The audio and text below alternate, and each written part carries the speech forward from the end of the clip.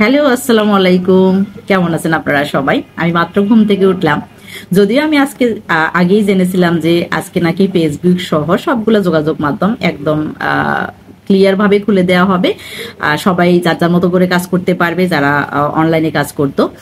তো যাই হোক, আমি টোটালি ভরসা পাচ্ছিলাম না বলে আমি একটুও ট্রাই করি নাই। আমি আগে একটা ঘুম দিই, ভাবলাম যে একদম সবশেষ বিকেলবেলার দিকে আমি ট্রাই করবো যে আসলে এটা সত্যি কিনা।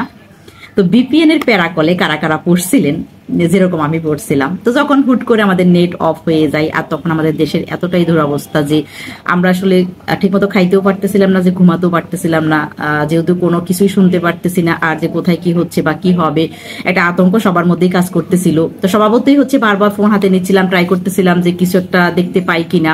তো আমাদের যেহেতু নেট একদমই অফ ছিল, আমরা তো আসলে কেউ কোনো কিছু দেখতে পাই নাই। তো এর মধ্যে আমার ছেলে আমাকে এসে একদিন বলে, যামু আমি একটা কাজ করে দেবো, আপনি কিন্তু ভিডিও দেখতে পারবেন, হ্যাঁ আপনি কিন্তু ফেসবুক চালাইতে পারবেন।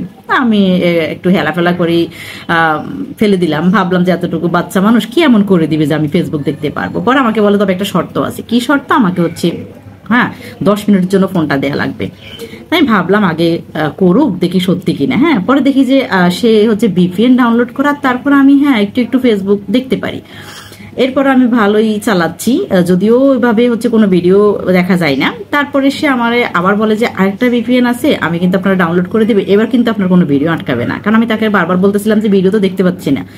তারপর সে বলে যে আমাকে কিন্তু 30 মিনিটের জন্য ফোনটা দেওয়া লাগবে। তো তাতে করে আমি একটু হিমশিম খেয়ে রাজি হয়ে যাই যে আগে করে দেব, তারপরে দেখা যাবে কি করা যাবে, যে সময়টা একটু কমিয়ে নেবো আর কি বলে কয়ে।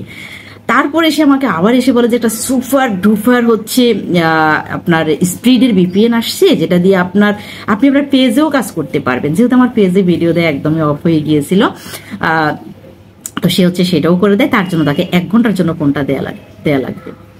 তো আসলে ক্রান্তিকালে বসে বসে ভাবতেছিলাম যে যখন আপনি বিপদে পড়বেন, তখন কিন্তু আপনার উপরে চাপ সব দিক থেকে আসবে। তো ফাইনাল কথা যেটা, সেটা হচ্ছে যে কখনোই ভেঙে পড়া যাবে না, কখনোই দুর্বল হওয়া যাবে না।